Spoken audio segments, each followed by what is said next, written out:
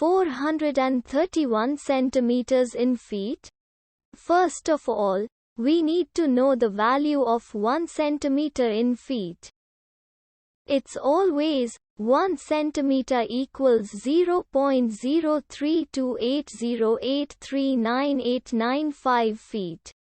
Now we have to multiply 0.03280839895 by 431. Therefore, 431 centimeters times 0.03280839895 feet equals 14.140419944745 feet.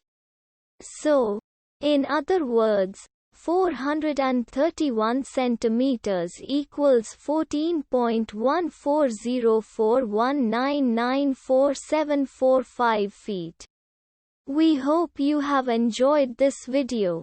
Please like and subscribe to our channel for more videos like this.